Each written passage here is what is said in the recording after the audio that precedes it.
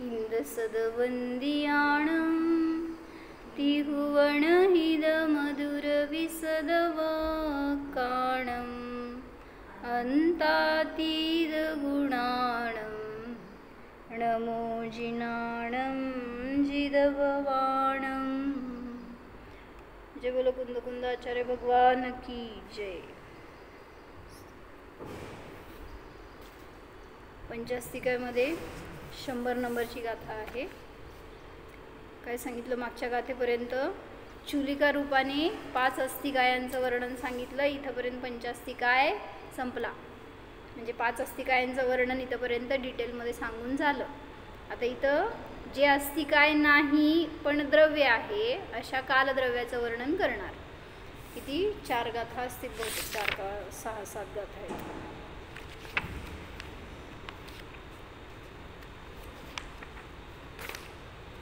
4 गाथांमध्ये कालद्रव्याचं वर्णन करतायत, पण कालद्रव्य हे अस्तिकाय नाही हे सांगितलं। शास्त्र घेत आहे। अथ कालद्रव्य व्याख्यानम, लाल पुस्तक घ्या।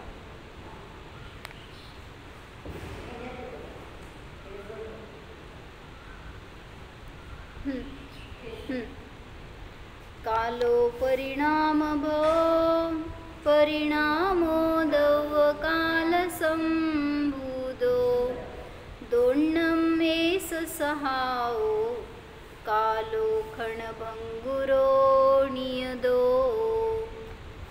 काय सांगायला लागले? कालद्रव्याचे 2 भेद आहेत। कुठले?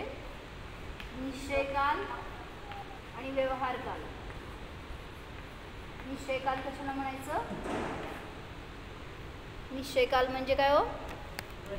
बरोबर, वर्तन आहे ज्याचं लक्षण आहे त्याला म्हणलं निश्चयकाल। आणि व्यवहार काल कशाला म्हणायचं? समय, घडी, घंटा हे सगळे जे काय पर्याय आहेत त्याला म्हणलं व्यवहार काल। तर हे सांगताय तिथं की निश्चयकाल आणि व्यवहार कालचं स्वरूप काय आहे, ते कशासाठी आपण वापरणार? अस्तिकाय का नाही म्हणलं कालद्रव्याला? कारण एक प्रदेशी आहे। जे काय म्हणजे बहुप्रदेशी, म्हणजे सगळे बहुप्रदेशी आहेत ते 5 द्रव्य, त्यांचं वर्णन सांगितलं 99 गाथेपर्यंत। आता इथून 4 गाथेमध्ये कालद्रव्याचं वर्णन सांगतायत, जे की एक प्रदेशी आहे, ज्याच्यामध्ये काय बहुप्रदेशीपणा नाही, जे बहुप्रदेशी होण्याची योग्यता सुद्धा नाही। असं द्रव्यसंग्रहमध्ये पण कालद्रव्याचं काय काय घेतले हो कथन करताना? जे परमाणू आहे तो बहुप्रदेशी होऊ शकतो, एक प्रदेशी आहे। कालानुसमानच परमाणू सुद्धा एक प्रदेशी आहे, पण त्याच्यामध्ये बहुप्रदेशी होण्याची योग्यता आहे। स्निग्ध आणि रुक्ष गुण आहे, स्पर्श गुण आहे, तर पण कालाणूमध्ये तो गुण नाही आहे। त्यामुळं वर्तमानात पण तो एक प्रदेशी आहे आणि भविष्यात पण एक प्रदेशीच राहणार, त्याच्यामध्ये स्कंद होण्याची योग्यता नाही। म्हणून सांगितलं कालद्रव्य हे अस्तिकाय नाही तर एक प्रदेशी स्वतंत्र द्रव्य आहे। मग ह्याचं वर्णन का घेतलं पंचास्तिकायमध्ये? 5 अस्तिकायांना सांगायचं होतं, कालद्रव्य का सांगितलं? जसं म्हणलं मार्गणांचं कथन करताना तुम्हाला सम्यक्त्व मार्गणा सांगताना किती भेद झाले हो? 6 भेद झाले सम्यक्त्व मार्गणेचे। कुठले कुठले हो? कोण आहेत? पंढरीकर माझ्यासमोर। औपशमिक, क्षयपशमिक, शायिक। औपशमिक, क्षयपशमिक आणि शायिक। तर मिथ्यात्व, सासाधारण आणि मिश्र हे तिन्ही पण घेतले त्याच्यामध्ये। कशामध्ये? इकडे सम्यक्त्व मार्गणेमध्ये। मग मिथ्यादृष्टी जीव का घेतला सम्यक्त्व मार्गणे? प्रत्येक म्हणजे प्रत्येक मार्गणेमध्ये सर्व जीवांना गर्भित करायचंय, त्याच्याशिवाय ती मार्गणा पूर्ण होणार नाही। तुम्ही काही जीवांचं वर्णन केलं तर त्या इतर जीवांना कशात घालणार? म्हणून सांगितलं मिथ्यात्व मार्गणेमध्ये, सम्यक्त्व मार्गणेमध्ये मिथ्यात्व दृष्टी जीवाचं पण वर्णन आलं आणि संयम मार्गणेमध्ये असंयमी अजीवांचं आलं, कषाय मार्गणेमध्ये पण जे काही अकषायी झालेले जीव आहेत, वेद मार्गणेमध्ये निर्वेद झालेले, सगळ्यांचं वर्णन त्याच्यामध्ये गर्भित व्हायला पाहिजे. ह्याच्यासाठी म्हणून समग्र वर्णन येण्यासाठी त्यांना त्यात गर्भित केलं गेलं. तसं इथं पंचास्तिकाय शास्त्र आहे, तर त्यामध्ये 5 अस्तिकायांचं तर वर्णन केलं, पण कालद्रव्य जरी अस्तिकाय नाही आहे तरी सुद्धा समग्र सगळ्या ते काय अस्तिकाय नाही हे सांगायला सुद्धा वर्णन करायला पाहिजे की त्याच्याशिवाय समजणार कसं. 5 द्रव्य अस्तिकाय आहेत पण कालद्रव्य एक प्रदेशी आहे हे सांगितलं. अस्तिकाय म्हणजे जे बहुप्रदेशी असतात, एक प्रदेशी सोडून 2, 3, 4 असे संख्यात असंख्यात अनंत प्रदेशी जे काय असतील त्याला म्हणायचं अस्तिकाय. पण कालद्रव्य हे एक प्रदेशीच असतं म्हणून त्याला अस्तिकाय म्हणायचं नाही. तर गाथेत त्यांनी काय सांगितलंय, काल परिणामाने उत्पन्न होतो. कालो परिणाम भव आहे ना, म्हणजे काय, हा काल सांगायचा आहे. जो काल व्यवहार काल आहे तो कसा उत्पन्न होणार, परिणाम भव म्हणजे जीव पुद्गलाच्या परिणामावरून या कालाचं उत्पत्ती सांगितली गेली. व्यवहार काल ज्ञात होतो जीव पुद्गलाच्या परिणामावरून. व्यवहार काल हा जीव पुद्गलाच्या परिणामावरून ज्ञात होतो म्हणून परिणाम भव असं केलं. भव म्हणजे उत्पन्न होणं. काल परिणामाने उत्पन्न होतो, तो कालाचा परिणाम द्रव्यकालाने उत्पन्न होतो. म्हणजे जीव पुद्गलाचं परिणमन झालं, त्याच्यावरून द्रव्यकाल ज्ञात झाला आणि द्रव्यकालाचं परिणमन द्रव्यकालाच्या व्यवहार काल म्हणा, हा तर व्यवहार काल झाला. व्यवहार कालाच्या वरून निश्चय कालाचं ज्ञान होतं. म्हणजे काय म्हणायचं आहे, तुमचं परिणमन झालं ह्याच्यावरून व्यवहार कालाचं ज्ञान होतं आणि व्यवहार काल हा निश्चय कालाला दाखवतो. आता त्याचंच हे सामान्य निश्चय काल परिणाम पर्याय दाखवतो. तिकडच्या त्या ज्या काय परिणमन झालं ना, कालद्रव्याच्या निमित्तात तुम्ही लहानाचे मोठे झाला, हे परिणमन झालं हे सांगितलं. व्यवहार काल तुमच्या पर्यायांचं परिणमन झालं हे दाखवलं. पण निश्चय काल काय सांगतो, वर्तन हेच ज्याचं लक्षण आहे असा तो निश्चय काल, म्हणजे त्याचा स्वभाव परिणमन आहे, परिणाम आहे. त्यांनी असं घेतलं, इथं काय घेतलं, कालो परिणाम भव परिणामो दव्यकाल संभूदो, म्हणजे तो परिणाम द्रव्यकालाशिवाय उत्पन्न होत नाही. द्रव्यकाल म्हणजे निश्चय काल, द्रव्यकालाशिवाय व्यवहार काल म्हणजे पर्याय उत्पन्न होत नाही. असं म्हणजे द्रव्यकालाने पर्याय काल उत्पन्न झाला, पर्याय कालाच्या निमित्तात जीव पुद्गलाचं परिणमन झालं. समजलं का, काय कळलं, म्हणजे निश्चय कालाच्या निश्चय कालाच्या निमित्तात व्यवहार काल उत्पन्न झाला आणि व्यवहार कालाचं ज्ञान कसं होतं तर जीव पुद्गलाच्या परिणामावरून, म्हणजे पर्यायावरून असं म्हणा.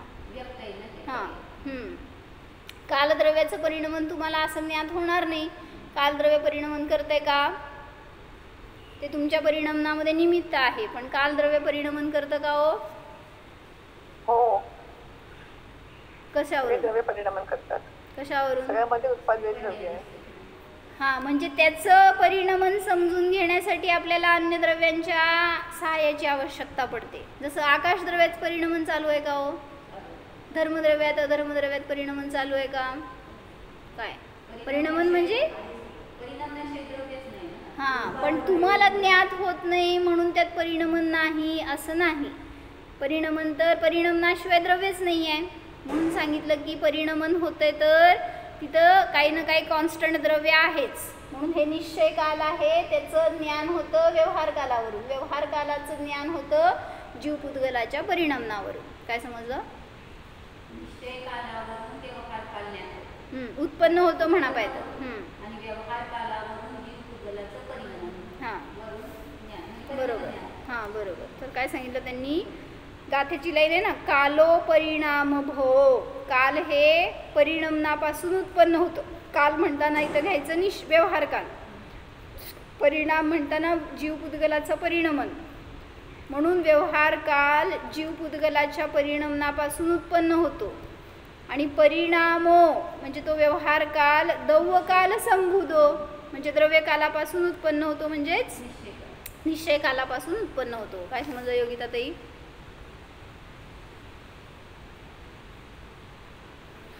सांगा काय समजलं?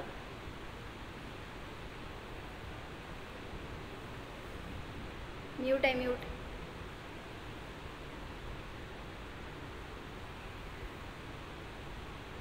काल परिणामांनी उत्पन्न होतो आणि परिणाम द्रव्य कालाने उत्पन्न होतो. हा, परिणाम म्हणजे व्यवहार काल. मग व्यवहार काल म्हणजे पर्याय उत्पन्न व्हायला द्रव्य पाहिजे नाही काय तर तिथं, म्हणून सांगितलं की व्यवहार काल उत्पन्न झाला तो निश्चय कालापासून आणि त्या व्यवहार कालाचं ज्ञान होतं जीवपुद्गलाच्या परिणामापासून. बरोबर. हां, दोन्नम एस सहा दोघांचा हा स्वभाव आहे. कोणाचा? द्रव्य कालाचा आणि निश्चय कालाचा. ह्या दोघांचा असा स्वभाव आहे. कालो क्षणभंगुरो नियदो, कालद्रव्य क्षणभंगुर, काल क्षणभंगुर आहे आणि नित्य आहे. दोन्ही कसं काय सांगितलं? हां, मग इकडं लावायचं क्षणभंगुर आहे, इकडे लावायचं नित्य आहे. म्हणजे दोन्हीचं वर्णन समजून घ्या असं सांगताय. काल क्षणभंगूर तसेच नित्य आहे, अर्थात व्यवहार काल म्हणजे पर्याय समय क्षणभंगूर असून निश्चय काल म्हणजे द्रव्य समय नित्य आहे.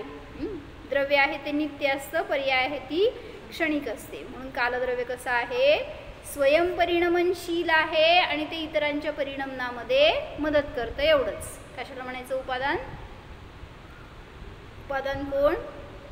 तू लहानाची मोठी झाली, उपादान कोण? हां, आणि निमित्त कोण? कालद्रव्य. आता कालद्रव्य चाललंय ना, मग कालद्रव्य परिणमनामध्ये निमित्त आहे तुमच्या. म्हणजे लहानाचं मोठं झालं हे पण आपलं परिणमन आहे, पण ते परिणमन कालद्रव्याच्या निमित्तात झालं. म्हणजे निमित्त असताना त्याचं आपल्यामध्ये परिणमन झालं. कालद्रव्य नसतं तर तू लहानच राहिली असती. मग देवलोकामध्ये कालद्रव्य नाही आहे गाव, ते नित्य तरुण असतात. त्यांची योग्यताच तशी आहे की ते जन्मल्यापासून मरेपर्यंत तरुण असतात. शरीराची ती योग्यता आहे, पण त्यांची आयु वाढतात तितकी ठरलेली आयु जेवढीच भोगणार ते. म्हणजे शरीराची योग्यता. जसं अरिहंत पण काय म्हणायचं, तीर्थंकर पण जेव्हा गृहस्थ दशेत आहेत तेव्हा म्हातारे होत नसतात, माहिती का? 83 लाख पूर्व आयुष्य होतं कोणाचं, वर बसलेत ना त्यांचं, जेव्हा ते घरात होते. आणि जेव्हा ते दीक्षा घेतले किंवा त्यांचं निर्वाण झालं तेव्हा 84 लाख पूर्व एवढं त्यांचं आयु होतं. पण ते असे म्हातारे झाले, काठी टेकत गेले, खोकरत राहिले, बेडवर पडून आजारी राहिले, असलं काही नाही. अंगावर सुरकुत्या वगैरे काय नाही. म्हाताऱ्याचं लक्षण काहीच नाही. सगळ्या शलाका पुरुषांमध्ये अशी विशेषता असते. मग त्यांच्या ठिकाणी कालद्रव्य नसतं का? हां, तशाच रूपाने परिणमन आहे हे समजून घ्यायचं. म्हणजे त्यांचं जरी परिणमन चालू आहे तरी सुद्धा ते चिरतरुण राहण्यायोग्य परिणमन आहे.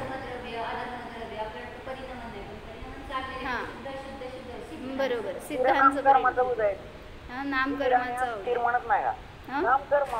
बरोबर. हां, बरोबर. म्हणजे तुम्हाला नाही दिसत आहे परिणमन झालेलं त्यांचं, तसंच शरीर राहिलं आहे तरी सुद्धा त्यांच्या ठिकाणी परिणमन हे चालू आहे. जसं आपण बघितलं होतं, सगळे जे शाश्वत कृत्रिम रचना आहेत त्यांच्यात तर काय दिसतंय हो परिणमन झालेलं, पण आहे की नाही? जरी तुम्हाला दृश्य नसेल तरी सुद्धा तिथं उत्पादव्यय चालूच आहे. यालाच म्हटलं परिणमन. म्हणून प्रत्येक द्रव्य त्याचं अस्तित्वच राहणार नाही जर त्याच्यामध्ये उत्पादव्यय नाही झाला तर. म्हणजे काल आमचं सगळ्या चैत्यांमध्ये पण चालू आहे. जे काय कृत्रिम चैत्य आहेत ना, त्यांचं डायमेन्शन जरा सुद्धा बदलत नाही. कितीही वर्षोनवर्ष होऊ देत तरी सुद्धा, पण तरी सुद्धा त्यांच्यामध्ये परिणमन हे नित्य चालूच आहे, नाहीतर ते द्रव्यच राहणार नाही तसं. म्हणजे भगवान मध्ये पण तसंच काय म्हणजे आर्यंत भगवान मध्ये पण काही चेंजेस नाही होत नाही. चेंजेस म्हणजे परिणाम होत राहतोय. बरोबर. म्हणजे बाहेर म्हणजे आपण जसं म्हणतो हा. ना एक कोटी पूर्व जरी त्यांचं बरोबर. आयुष्य असेल तरी पण म्हणजे आता ते आहे तसंच, म्हणजे जसं त्यांना केवळ ज्ञान प्राप्त झालं तसं. म्हणजे आता त्यांना म्हणायचं की सिमंदर भगवंतांचं आयु 1 पूर्व कोटी आहे, त्याला काय कमी एवढं समजून घ्या. तर एवढ्या काळपर्यंत सुद्धा ते जसे आहेत तसे आहेत, माहिती का. ज्या समयाला ते अरिहंत झाले तेव्हा कसं होतं ना, सुंदर शरीर. 8व्या वर्षी केवळ ज्ञान झालं का हो सिमंदर भगवंतांना? असणार, कारण 1 पूर्व म्हणजे माहीत नाही कधी झालं, फक्त 1 पूर्व कोटी आयु आहे त्यांचं एवढं माहिती आहे. तर असू शकतो कोणी जीव 13व्या गुणस्थानात तेवढ्या काळपर्यंत. 1 पूर्व कोटीला 8 वर्ष आणि काही अंतर्मुहूर्त कमी, एवढ्या काळपर्यंत तिथं राहू शकतो तो. काय की संगीता काकी किती आयु आहे हो सिमंदर भगवंतांना? कधी झालं केवल ज्ञान? म्हणजे तेवढ्या काळ जरी तिथं राहिले ते अरिहंत दशेमध्ये तरी सुद्धा त्यांचं तेज कमी होत नाही, त्यांना वृद्धत्व येत नाही, त्यांच्यामध्ये काही शरीरामध्ये कमी जास्तपणा होत नाही. परमौदारिक शरीर झालंय उलट त्यांचं. तर म्हणजे अनेक विशेषता आहेत त्या शरीराच्या. किती वर्ष झालं सांगितलं? किती वर्ष झालं सांगितलं? नाही सांगितलं अजून. कोण बोले ना की माझ्यासमोर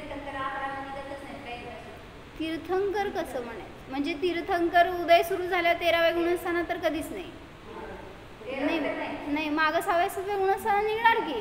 आता त्यांचं कधी केवळ ज्ञान होतं त्याच्या आधी निघणार. विदेह क्षेत्रामध्ये त्यांचा प्रश्न आहे की आहाराला निघतात की नाही तीर्थंकर. मग जोपर्यंत केवळ ज्ञान होत नाही तोपर्यंत दीक्षा घेतल्यापासून तो काळ असताना निघणार आहाराला.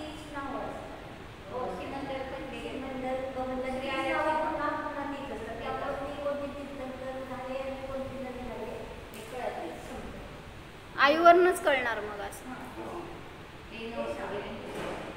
विदेह क्षेत्रामध्ये 20 तीर्थंकर. आता 20 काय 170 160 आहेत की तिथं? 160 आहे, पण तुझे प्रत्येक काळात तसं नाही, कमीत कमी 20 तर असतात. पण 160 पण नावं फिक्स आहेत का मग असं विचारतील? 160 तर 20 नावांचं फिक्स आहे. असं कसं? मग असं कसं बाकीच्यांबरोबर पार्शलिटी काय? आता काय काय सेवट पण होतात. आता 8 नदीमध्ये कमीत कमी 1 तर तीर्थंकर असतात. बरोबर आहे. 160 असतील असं नाही की ते केव्हा का असे ना, मला म्हणायचंय आता सुद्धा 20 पेक्षा जास्त असू शकते ते आपल्याला माहिती. आत्ता 20 आहेत, जास्त नाही आहेत, आत्ता 20 आहेत. तर त्यांना शंका आहे की सगळ्या तीर्थंकरांची नावं सेम असतात का? जे काय आता 20 तीर्थंकर आत्ता आहेत ती सिमंदर भगवान मोक्षाला गेले तर नंतर कोणी जे तीर्थंकर होणार त्यांचं नाव परत सिमंदर असतं का? म्हणजे मग 160 तीर्थंकरांची नावं फिक्स आहेत म्हणायचं का? माहित नाही, तसं माहित नाही, पण हे 20 ची तर असते. असं कसं मग? कारण ही 20 संख्या पण फिक्स आहे. सांगितलं की मिनिमम 20 असणारच, मॅक्झिमम 160 असणार. 170 मधले 5 खालचे आणि 5 वरचे, भरत क्षेत्रातले 5 आणि ऐरावत क्षेत्रातले 5. आणि दीदी ह्याच्यामध्ये मग मध्यम पण येणार का? काय मिनिमम 20? हो, मॅक्झिमम 160. मग कधी असतील कसे तसे मधले मिनिमम मध्यम समजून घ्यायचे. कमीत कमी 20 असणार. काय म्हटलं? आहेत. म्हणजे कमीत कमी 20 असणारच. पण जास्त पण असू शकतात. असतात झाले तर 160 पर्यंत कितीही असू शकतील नंतर मध्ये मध्ये. काय म्हणतात दीपाली भाभी? हेच कधी म्हणजे ऐकलं होतं, असं माहित नाही म्हणजे असं कोणाकडून ऐकण्यात आलं असं नाही आलं. तर असं आहे. मग मला काय सांगायचं होतं, कशासाठी गेलो आपण तीर्थंकरांकडे? म्हणजे अरिहंत जसेच्या तसे राहतात, कितीही त्यांचं आयु होऊ दे तरी सुद्धा. लाख वर्षांचं आयुष्य म्हणजे किती कसं असतील सांग बघू. असं कुठंतरी दात बाहेर आले असतील, डोळे खोबणीत आत गेले असतील, असलं काहीतरी विद्रूप झालेलं शरीरात काय रोग झाला असं सुद्धा नसतं. म्हणजे ते सगळं अतिशय आहेत शेवटी, पण तरी सुद्धा त्या रूपाने परिणमन त्यांचं चालू आहे. आपलं परिणमन जे झालं ते वयस्कर वृद्धत्वाकडं जाऊन तशा प्रकारचं दिसून येतं शरीरामध्ये कमी जास्तपणा, पण त्यांच्यामध्ये परिणमन होऊन ते तसंच तरुण राहण्यायोग्य ते शरीराची योग्यता असते असं समजून घ्यायचं. तर कालद्रव्य हे आहे याची सिद्धी होते याच्यावरून. किती कालद्रव्य आहे तो? असंख्यात. कालद्रव्य कालाणू म्हणायचं त्याला. कालाणू असंख्यात आहेत, कालद्रव्य एकच आहे. तर मोक्षशास्त्रामध्ये आपण वाचलं होतं की अनंत काल आहेत. कसं? अनंत कालद्रव्य आहेत. कालाणू असंख्यात असतात. काय नेपती तिथं मोक्षशास्त्र घेऊन अनंत कालाणू नसतात, असंख्यातच असतात. मग अनंत कालाणू असतात. मग अनंत कसं काय म्हटलं? अनंत सांगितलं. अनंत द्रव्यांना परिणाम करण्यासाठी निमित्त या अपेक्षेने उपचाराने म्हटलं असेल. तर प्रत्येक द्रव्याला तर ते ज्या त्या ठिकाणी असणारे मोक्षशास्त्र दाखव तिला. जाड मोठं एकदम 2-3 कलर आहे त्याचे, फक्त बघा. हे लागशील लागशील लागशील खालीच असेल, खाली आहे खाली मोक्षशास्त्र कुठंतरी. जाड एकदम जाड पुस्तक आहे. निळं आहे, चॉकलेटी आहे.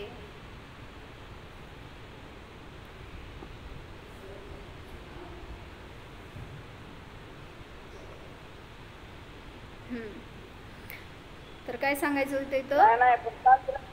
काय म्हणायचं असं माझा प्रश्न. तेच की त्यातलं वाचून दाखवते की अनंत कालाणू दिलंय त्यांनी, काय त्याचा भाव. कारण कालद्रव्य कालाणू एकच, फक्त एक प्रदेश आहे म्हणून त्याला कालाणू म्हटलं. बरोबर आहे की.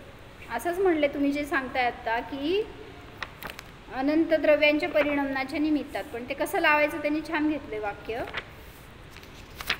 5व्या अध्यायातल्या कालाणूचे सूत्र आहेत ना. कालश्च 32 किती? हां, एक 372 पानावर आहे. तुमच्याकडे असेल तर बघून घ्या. 40वं सूत्र आहे. सोनंत समय ह्याच्यामध्ये घेतलंय. लोकाकाश के प्रत्येक प्रदेश पर रत्नों की राशि की तरह कालाणु के स्थित होने को कहा है. वह प्रत्येक निश्चय कालद्रव्य है. उसका लक्षण वर्तना है. म्हणजे लोकाकाशाच्या प्रत्येक प्रदेशावर एक एक कालाणू स्थित आहे. त्या कालाणूंचं लक्षण वर्तना आहे. एक समय में इथं सांगितलं बरं का, ऐका.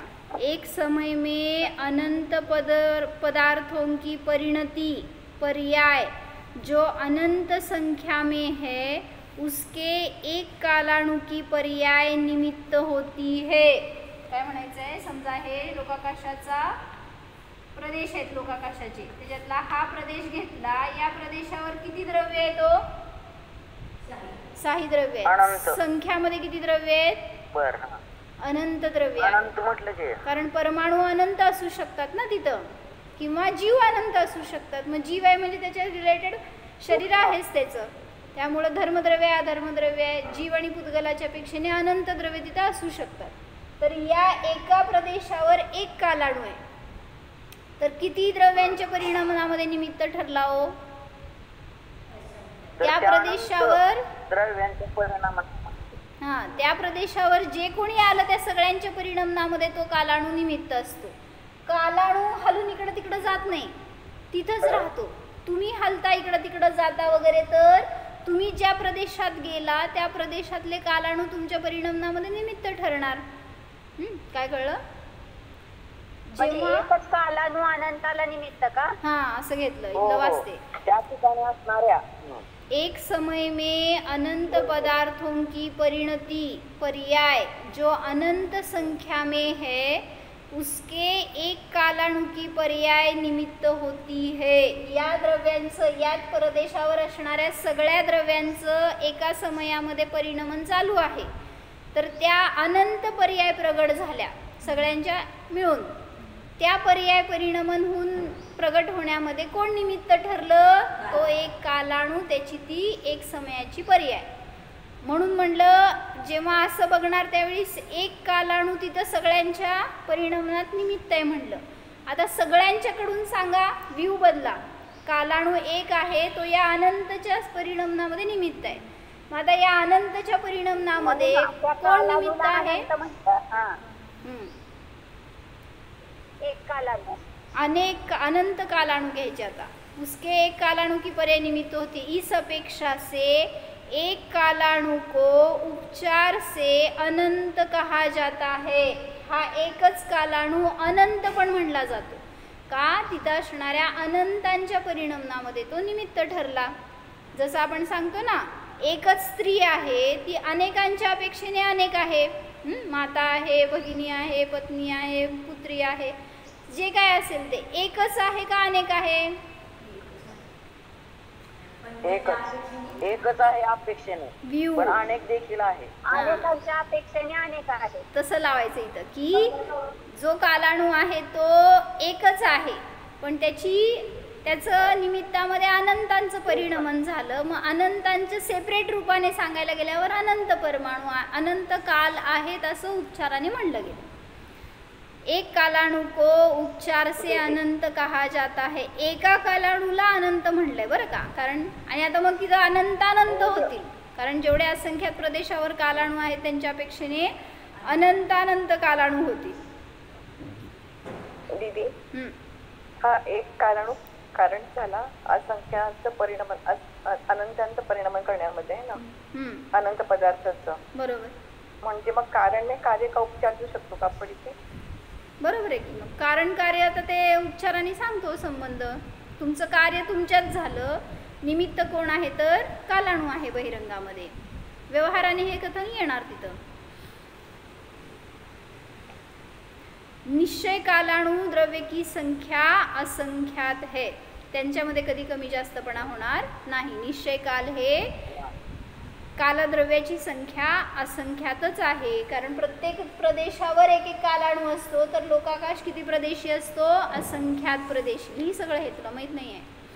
काल हे लोकाकाश आहे तो असंख्यात प्रदेशी असतो आणि प्रत्येक प्रदेशावर एक एक कालाणू म्हणलं तर किती कालाणू झाले? असंख्यात. असे ते सगळे रत्नाच्या राशीप्रमाणे आहेत असं सांगितलं. कसे आहे तो कालाणू? कालाणूचा शेप राशीप्रमाणे. शेप सांगा. का तर शेप सांगितलंय. षटकोन ना? हा, हेक्सागोनल असं सांगितलं होतं. राजवार्तिक मध्ये आलंय ना, असा असतो कालाणू. का? कारण ह्याला जेव्हा दुसरे कालाणू अटॅच होणार त्यावेळेस तिथं जरा सुद्धा जागा न राहायला पाहिजे, मध्ये अंतर राहू नये. अंतर राहत नाही. जर एक षटकोन बरोबर मिळते. अंतर राहिलं तर जर समजा गोल मानला असता कालाणू तर काय झालं असतो? असे गोल एकावर एक आपण ठेवले. आता बघा किती कुठं अंतर टाकली आहे. असे गोल असते तर मध्ये दिसलं की नाही एकदम सूक्ष्म सूक्ष्म, तर त्या ठिकाणी इथं असणाऱ्या द्रव्यांचं परिणाम कोण करणार? म्हणजे म्हणून तिथं जे काही अनेक द्रव्य सुटले असते मध्ये, म्हणून सांगितलं इथं कुठेही अशी स्पेस नाही आहे, कुठेही चान्सच नाही आहे की कुठं मध्ये राहिला आणि त्यांचं परिणामामध्ये निमित्त ठरलं नाही. त्यामुळं अशी रत्नांच्या राशीप्रमाणे पूर्ण लोकाकाश प्रमाण प्रदेशामध्ये पसरलेले हे कालाणू आहेत. म्हणा बघू गाथा. मला शेप हेतू नाही कळलं. काय समजा स्पेस सर्कल असेल तर स्पेस सर्कल. आता काय सांगितलं, तुमचा हा लोकाकाश आहे ना, लोकाकाशाच्या प्रत्येक प्रदेशावर अनेक द्रव्य आहेत आणि त्या द्रव्यांच्या परिणामामध्ये कालाणू निमित्त आहे. बरोबर. मग आता जर हे स्पेरिकल घेतलं तर त्याच्या मध्ये मध्ये इथं स्पेस राहिली दिसतीये, तिथं अनंत निगोदी जीव असू शकतात. मग तिथं कालद्रव्य नाही आहे तर त्यांच्या परिणामात कोण निमित्त म्हणणार मग तुम्ही? कळलं? म्हणजे सगळ्या प्रदेशांवर जर कालाणू व्याप्त आहे तर इथं सगळीकडे कुठेही असू द्या, इथं असले तरी सुद्धा इथं कुठल्या कोपऱ्यांमध्ये असलेल्या सुद्धा द्रव्यांच्या परिणमनामध्ये ते कालाणू निमित्त ठरू शकतात.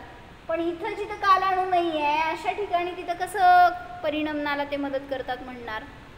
ते मध्ये तिथं नाही आहेत, राहणार नाहीत. जर असं आपण गोल घेतलं त्यांचा शेप तर अनेक ठिकाणी जागा ओपन राहतील असं.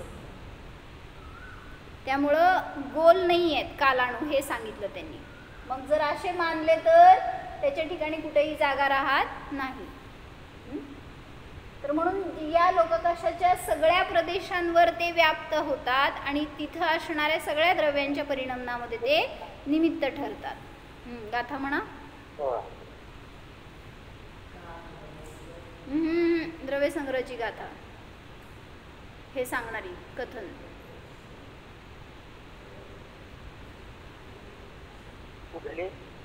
हेच की असं खचाखच भरलेला आहे कालाणू तुमच्या लोकाकाशामध्ये हे सांगणारी गाथा म्हणा.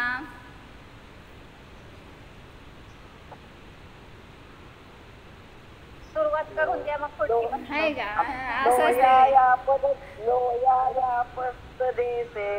काय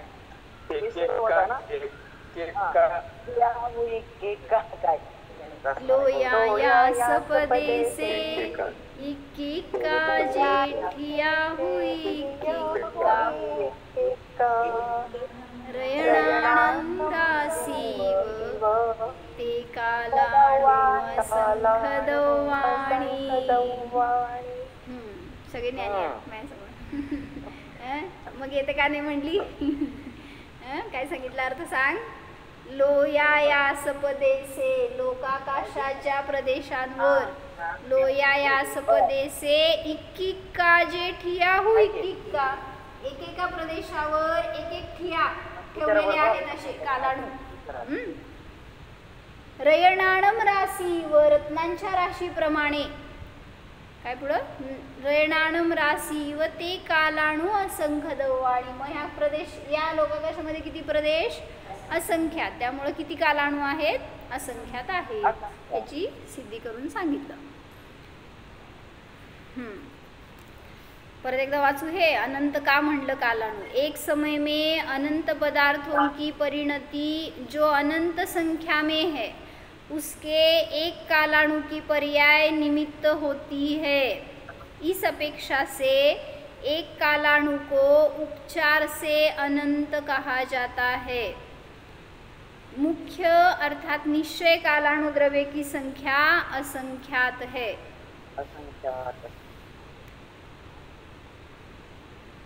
एवढं इथं आपल्याला प्रयोजनभूत एवढं कथन सांगितलंय. कशासाठी बघितलं आपण हे? व्यवहार काल आहे तो पुद्गल जीव पुद्गलाच्या परिणमनावरून ज्ञात होतो आणि या व्यवहार कालाची उत्पत्ती निश्चय कालापासून होते असं त्या गाथेमध्ये त्यांनी भाव सांगितलाय. मग विजू काकी मी काय विचारलं होतं मध्ये प्रश्न की तुमचा जीव आहे तो समजा आता तुमचा हा शरीरात सकट असणारा जीव कोण नेमकी तर या जीवाचे प्रदेश किती आहेत?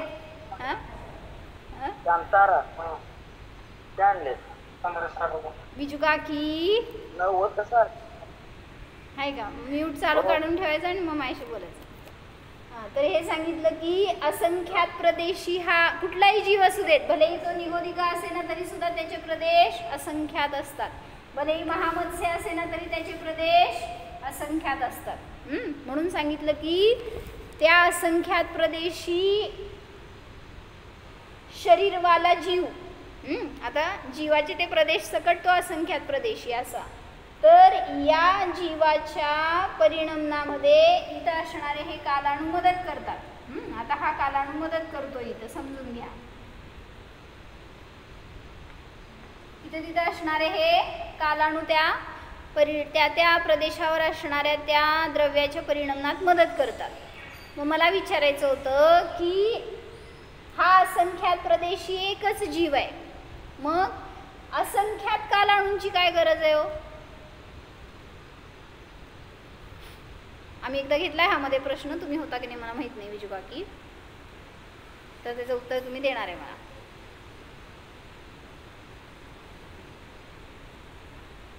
कालाणू स्थिर आहे ना? असू दे की स्थिरच आहे, आम्ही कुठं अस्थिर म्हणतोय. प्रश्न असा आहे की बोला. सांगा प्रश्न असा आहे की असंख्यात प्रदेशी जीव आहे ना तुमचा, ज्या पण गतीतला असू दे, तर त्या असंख्यात प्रदेशी एक अखंड जीवाच्या द्रव्याच्या परिणामामध्ये एक कालाणू सफिशियंट आहे. मग हे असंख्यात कालाणू जे काय तुमच्या प्रदेशात व्याप्त झाले ते सगळे मिळून काय करतायत?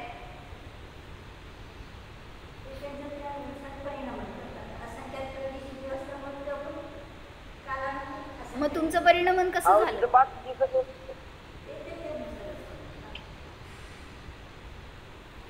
काय करताय आज? सांगताय का विचार करून सांगताय? एकसारखं परिणामन चाललंय ना, समानच परिणामन. म्हणजे सगळ्या कालाणूंचं परिणामन सेम म्हणणार का तुम्ही? म्हणजे लई शंका येतील बरं का, तुम्ही जे काय उत्तर देणार ना त्याच्यावर लई शंका आहेत माझ्याकडे. तर तुम्ही शंका विचारा म्हणजे मला चॅलेंज आहे. एक कालाणू आपापलं परिणामन करते, त्यातलं फक्त एक कालाणू आपल्या परिणामामध्ये निमित्त आहे. सगळेच व्हायला पाहिजे असं काही गरज नाही ना. मग सगळ्यांचं परिणामन तर चालू आहे का नाही? हो, त्यांचं चालू आहे ना, ते सगळं कार्य आहे. मग तुमच्या प्रदेशात व्याप्त झालेले ते असंख्यात कालाणू, त्यांचं सगळ्यांचं परिणामन एकच आहे म्हणायचं का? नाही ना, ते हा त्यांना एकच म्हणायचं का? नाही नाही, एकच म्हणणार. एक कालाणू नाही आहे तो, सगळे मिळून पण एक नाही आहेत. हे बरोबर आहे एवढं की एका अखंड द्रव्याच्या परिणामामध्ये एक कालाणू सफिशियंट आहे, अनेक कालाणूंची आवश्यकता नाही आहे. पण मला म्हणायचं आहे तुमच्यामध्ये झालेलं एक परिणामन त्या असंख्यात कालाणूंमध्ये समान झालं का? मग तसं म्हणजे मला म्हणायचं तुमचा काहीतरी एक क्रोध कषाय झाला तुमच्यामध्ये, तर त्या रूपानेच सगळे ते कालाणू जे आहे ते त्या रूपच परिणमण्यामध्ये मदत झाली का त्यांची? मग ते तर आहेच की, त्यांचं परिणामन तर ते त्यांच्यानुसारच करणार आहे. त्यांचं नुसतं परिणामन चाललंय, ते फक्त काय क्रोधाचं, जीवाचं क्रोध रूपाने. हा ना, जीवामध्येच की. मला म्हणायचंय की सगळे ते असंख्यात कालाणू मिळून एकच परिणामन झालं म्हणायचं का? मग तसं एक परिणामन होण्यामध्ये तर त्या सगळ्या असंख्यात कालाणूंचं समान परिणामन झालं का? तसं नाही म्हणू शकणार आपण, कारण असंख्यात जीव आहेत आपल्या शरीरात. परिणामन आहे की, कारण कालाणू शुद्धच आहे ना, त्याचं कुठं विभाव रूपाने काय परिणाम, त्याचं समान रूपाने सगळीकडे परिणाम. हे बाकीच्यांचं विभाव स्वभाव असं चाललंय. हो, ते तर आहे की, ते तर आहेच की. कालाणू कधी क्रोधी होणार नाहीये, ते शाणं असते, जीवच येडा असते. काय म्हणला? सगळे कालाणू असंख्य जीव आहेत आपल्या शरीरामध्ये, असंख्यात अनंत निर्गोदिया पण आहे. मग त्यांचं सगळ्याचं परिणाम काय त्या रूपाने होत नाही ना, प्रत्येकाचं वेगवेगळं चाललंय. हे माझा पुढचा प्रश्न होता, पुढचा प्रश्न होता माझा. बोला संगीता काकी. प्रत्येक प्रदेशावर एक एक कालाणू आहे. प्रत्येक परिणामासाठी म्हणजे प्रत्येक प्रदेशाचं परिणामन वेगवेगळं होणार. कारण जेव्हा आपण जीवाचे असंख्यात प्रदेश पाहतो तेव्हा तिथं योग आहे तो वेगवेगळ्या प्रकारचा दिसून येतो. सगळ्या प्रदेशांमध्ये एकसारखा योग नसतो. शरीराचं कथन नाही करायचंय आम्हाला, शरीराचं काय बोलायचं नाहीये. जीव हा एक अखंड द्रव्य आहे ना, त्याच्या परिणामामध्ये एक कालाणू मदत करतो. नाही, आत्मप्रदेशांचंच परिस्पंदन आहे, ते वेगवेगळ्या प्रकारचं आहे. एका वेळेस अनेक पर्याय कशा असणार जीवाच्या? आज वेळ संपली आहे तुमची, चिंतन करून उद्या सांगा.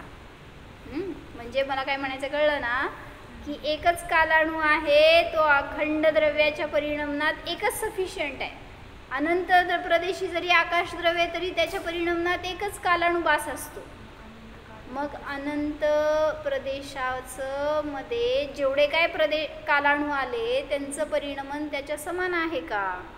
किंवा मग त्या असंख्यात कालाणूंचं कार्य काय? मग तिथं जेवढे तुमच्या प्रदेशात आले तेवढ्यांचं ते काय करतात, असं एक प्रश्न आहे. ठीक आहे, त्याचं उत्तर आपण उद्या बघू. हो.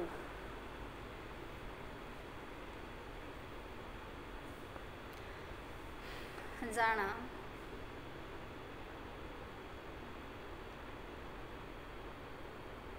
स्थिर स्वभावी शुद्ध जीव जाणा. पहा, या जीवाच्या परिणमनासाठी परद्रव्याची गरज नाहीच. हा मी जीव स्वतंत्र स्वाधीन आहे, कालद्रव्याच्या अधीन नाहीच. माझ्यामध्ये कालद्रव्य नाही, कालद्रव्यामध्ये मी नाहीच. कालद्रव्याचा, त्याच्या परिणतीचा हा मी मात्र ज्ञाताद्रष्टाच आहे.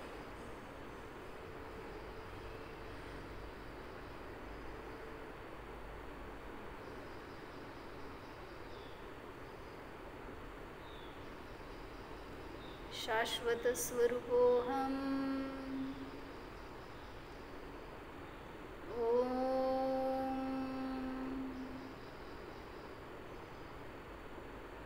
विसर्जन. नमो अरिहंता.